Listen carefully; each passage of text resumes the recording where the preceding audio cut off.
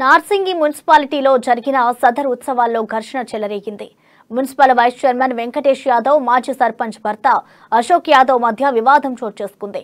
దున్నల ఊరేగింపులో ఒకరిపై ఒకరు దాడి చేసుకున్నారు. పోలీసులు సంఘటనా స్థలానికి చేరుకొని లాఠీచార్జ్ చేసి ఇరు వర్గాలను చెదరగొట్టారు. అనంతరం అశోక్ యాదవ్ ఇంటిపై వెంకటేష్ యాదవ్ అనుచరులు రాళ్లతో దాడి చేశారు. ఈ దాడిలో అశోక్ యాదవ్ సహా పలువురికి గాయాలైనట్లు తెలుస్తోంది. మొత్తం 13 మందికి గాయాలవ్వగా ఆసుపత్రిలో చికిత్స పొందుతున్నారు.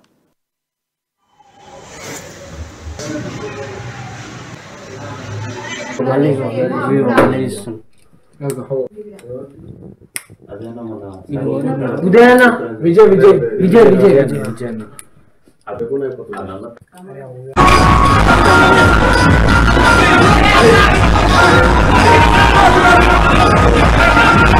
మాకు ఆపోజిట్ గా వచ్చి ముందెళ్ళి మళ్ళీ మేము వస్తుంటే అడ్డం నిలబడి ఆడ కూడా అదే విధంగా డీసీఎం వెనక నుంచి రాళ్ళు రువిండు. అందరి మీద రాళ్ళు బాగా దెబ్బలు తాలే, నెత్తులు కూడా వలిగినాయి. అది కూడా అందరికి తెలుసు. ఎందుకంటే ఇప్పుడు ఇది అంతా మా మండల్లో తెలుసుకోండి.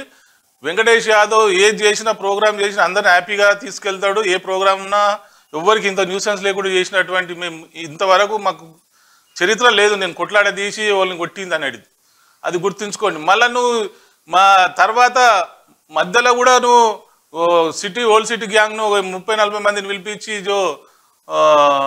ఆనంద్ అబ్లు అనటైన మీద కూడా నువ్వు తల్వార్లు లట్లతో అటాక్ చేసినావు. అటెంప్ట్ మర్డర్ కేసు కూడా ఉన్నది. అందులో 10 మంది రౌడీ షీట్లు ఓపెన్ అయ్యారు. మళ్ళీ ఈయనకు ఎందుకు ఓపెన్ కాలేదో నేను కూడా ఈరోజు మరి పోలీస్ వ్యవస్థను కూడా అడుగుతున్నా. కమిషనర్ గారు గారికి, సిఐ సార్ గారికి అందరు కూడా ఈ విధంగా మళ్ళీ ఆయన మీద చర్య తీసుకోవాలి. ఎందుకంటే ఒక రౌడీ షీట్ 10 మంది